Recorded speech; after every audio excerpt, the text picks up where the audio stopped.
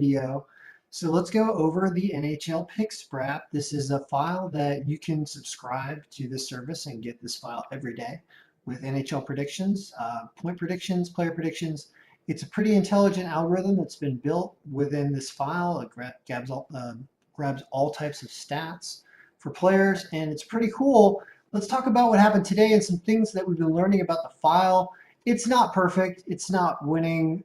It's not winning all the time. It's not even winning money overall, picking every game.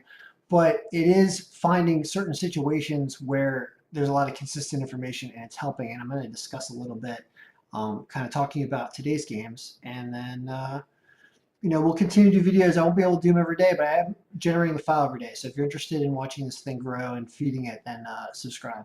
So let's talk about the games today. We had a huge slate today on Tuesday the 5th. Now I've added some things in this file over to the left here. It's kind of like historical, how many goals are these teams putting up on specific days, and there was a break for the All-Star break and everything.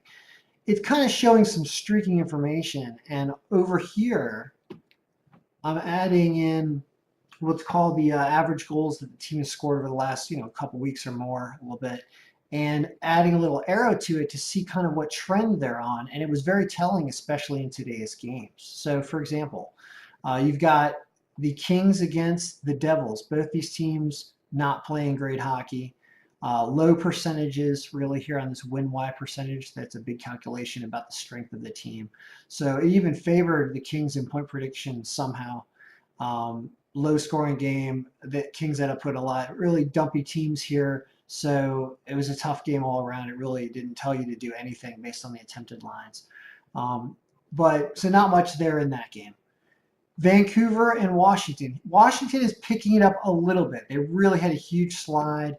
You can see that over here. I have all their wins and losses.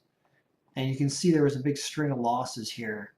Really, they've only won one game out of the last like 6 or 7 or 8 or something. So, but they're playing a little bit better more recently, at least putting up a few more goals.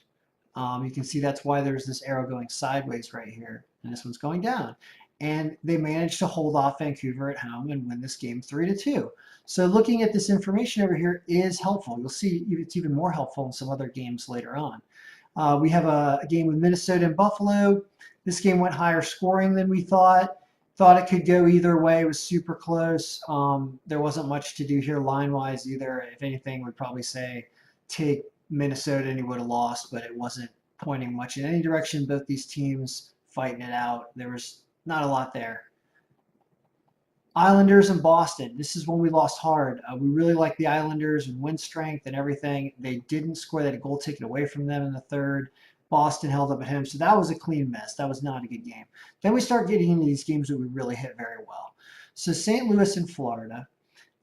We've got a nice predicted score of 3-2, ends up 3-2 St. Louis. Also, you can see that over the last 17 days, St. Louis has been putting up more goals. They're trending a little better than Florida, which has also been trending actually better with Trocheck back.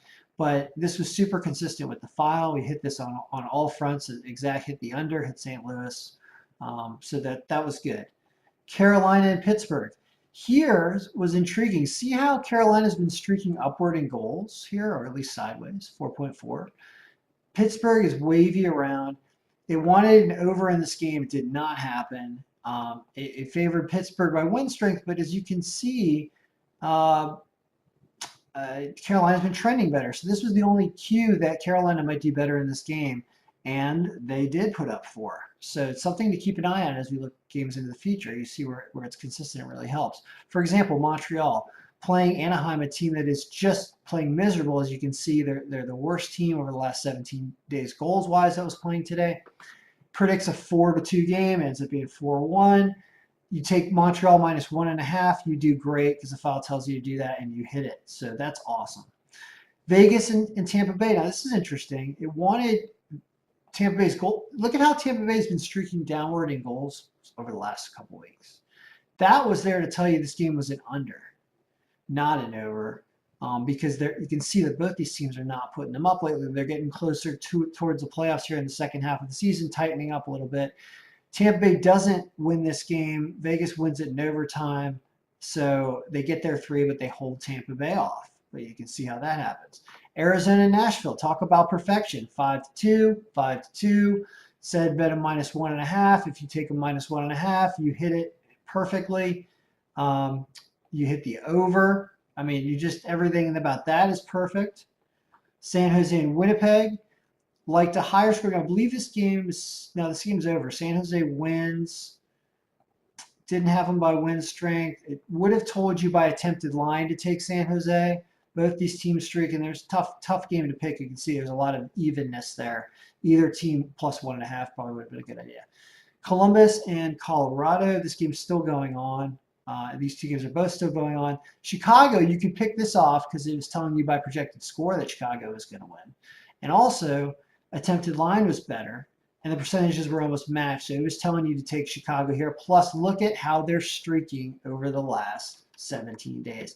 They're the team with the arrow going upward.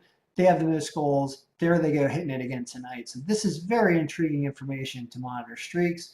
And as you can see, the Hockey File is only going to get better. So if you're interested, go ahead and subscribe or ask me questions about it or provide any input and we'll make it better. And now we're on to college basketball. That's the next video, which is a whole first time we're doing college basketball other than March Madness. So get ready for that. And we're out.